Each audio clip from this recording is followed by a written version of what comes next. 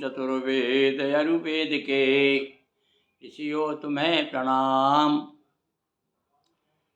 गुरु को आशीर्वाद दें, पाऊँ शुभ परिणाम। बोलिए वेद भगवान की जय। ऋग्वेद प्रथम मंडल सूक्त 151वां 151 क्रम पे आ गए हैं। और आज फिर आपको आज भैया ऋषि दीर्घतमा वही चल रहे हैं। देवता मित्र और वरुण, मित्र और वरुण देवता हैं, जिनसे कि अगस्त ऋषि और वशिष्ठ जी का जन्म हुआ है। वशिष्ठ जी और अगस्त जी दोनों देखिए आप, दोनों भाई हैं। एक भाई ज्ञान मार्गी और एक भाई कर्म मार्गी। तो एक पिता के दो पुत्रों, तो एक हो गया ज्ञान मार्गी और एक हो गया कर्म मार्गी। कर्म मार्गी हो गया ब्राह्मण, ज्ञान मार्गी हो गया गोस्वामी। ऐसा विद्वानों का अभिमत है। तो यहाँ पर उन मित्रावरुण की कथा, जो वेदकालीन ऋषि हैं मित्रावरुण, देखिए आप वो अपने मंत्रों में क्या कहते हैं। मित्रम नयम शिम्या गोसु गव्यवः स्वाध्यो विदथे अप्सुजीर्णन ओर्जताम रोदसी पाजसा गिरी प्रति प्रियम यजतम जनुवा जनुषामवा। प्राणियों के संरक्षण के निमित्त गौ की कामना से प्रेरित देवगण ने मित्र के समान अपने श्रेष्ठ यज्ञीय कार्यों में पूजनीय प्रीतियुक्त अग्नि को प्रकट किया। उस अग्नि की शक्ति प्रभाव से आकाश पृथ्वी कंपायमान हो गए। अग्नि जब प्रकट होती है तो अग्नि का तेज बताया कितना तेज होता है अग्नि में। यद्ध त्वद् वाम पुरमीलाहस् सौमिनः प्रमित्रासो न दधिरे स्वाभुवः अधम कृतुम विदितम गातुमर्चत उत्सृतम प्रसरणा परस्त्यावतः। ऋषियों ने सत्तावान विभिन्न सुखों के दाता मित्र और वरुण को सोम समर्पित किया। देखिए मित्रा वरुण को बुलाया गया। पहले देवता आ जाते थे भाई, सतयुग में तो देवताओं को आवाहन करते थे तो साक्षात आ जाते थे। हाँ, आजकल तो सपने में आ जाए तो बहुत बड़ी बात है। तो लिखा है यहाँ पर, मित्रा वरुण को सोम समर्पित किया। तुम दोनों देवता स्तोता के मनोभावों को समझो और यजमान के आह्वान को ध्यान पूर्वक सुनो। और देवताओं से कह रहे हैं, ऋषि कह रहा है अपने मंत्र के माध्यम से कि आप हमारे आह्वान को सुनिए।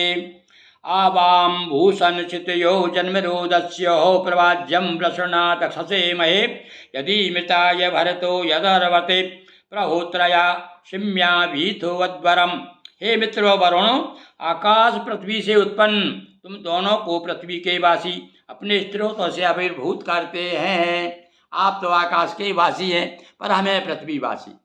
हम आपको अपनी स्तुति द्वारा प्रसन्न करना चाहते हैं। श्रेष्ठ कार्यों के निमित्त आवाहित किए जाने पर तुम शीघ्र ही आगमन करते हो। और आपका स्वभाव कैसा है कि आपको जब भी हम याद करते हैं, बुलाते हैं, तो आप आ जाते हैं। प्रसाचितिर्सुरया मही प्रिय हितावासनाव्रतम व्रतमा घोषतो बृहत विवम देवो बृहतो दक्षमा भुवम कामना गुरयप युंजाते यपः। हे मित्रा वरुण, जो भूमि तुम्हें प्रिय है उसकी व्यापक वृद्धि हो। तुम दोनों सत्य ज्ञान का उद्घोष करो। जिस प्रकार बैल हल्के जुए में संलग्न होते, उसी प्रकार हम सभी मंगल कार्यों में संलग्न हो जाओ।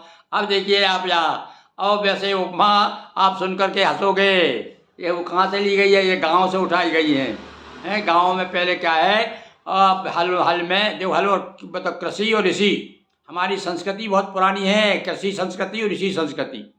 तो यहाँ बता रहे हैं कि बैल जिस प्रकार से हल में जुट जाते हैं, इसी प्रकार से आप भी मंगल कार्यों में जुट जाइए बैलों की तरह। अब इस प्रकार आज कोई कैसा बोल दे किसी नेता से, तो अरे वाह हमको बैल कह रहे हैं। अरे भाई बैल नहीं कह रहा है, बैल की जैसी वृत्ति जैसे बैल जैसे लग जाते हैं ना। ये उपमा का मतलब ये नहीं होता कि वो आदमी बैल ही है। पर आजकल तो नेताओं से इस प्रकार से कोई कह देता है, अरे भाई उसको तो ऐसा बोल दिया। क्योंकि इतना ज़्यादा और नेताओं में साहित्यिक, हम कह सकते हैं साहित्यिक ज्ञान का अभाव है, जब तो इस प्रकार से नाराज हो जाते हैं लोग, यानी हमको ऐसा बोल दिया। तो सुनिए यहाँ पर क्या कह रहे हैं। हाँ, मित्रा वरुण से कह रहे हैं कि इस प्रकार से बैल हल में संलग्न हो जाते हैं, उसी प्रकार से आप जो है मंगल कार्यों में संलग्न हो जाइए।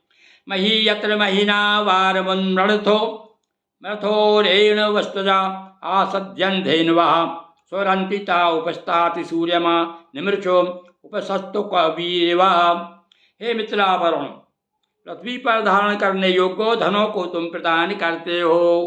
गौशाला में रहने वाली गायें उषा काल में आकाश पर मेघों में व्याप्त हो जाने पर सूर्य के लिए रवाती है।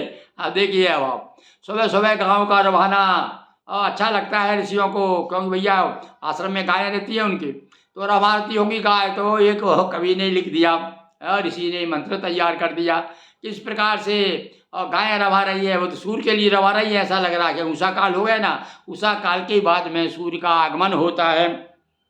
जैसे किसी चोर को देखकर मन चिल्ला पड़ते। देखो अब आप कितनी बारीकी से, यानी हमारे जीवन के आसपास की कविता क्या है, अरे हमारा क्या है, इसलिए कहा था साहित्य जो है समाज का दर्पण है। यदि देखना हो तो वेदों में देखिए क्या कह रहा है कवि।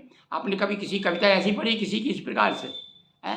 क्या कहता है, सरल, कितने सरल है। कहते हैं चोर जिस प्रकार से चोर को देख करके लोग चिल्लाने लगते हैं, उसी प्रकार से हम आपको प्रार्थना करते हैं, हम भी चिल्ला रहे हैं महाराज आ जाओ आ जाओ। बोलिए वेद भगवान की जय। अक्षरम पदम भ्रष्टम मात्राहीनम च भवेत् तदर्थं क्षमतां देवो प्रसीद परमेश्वर।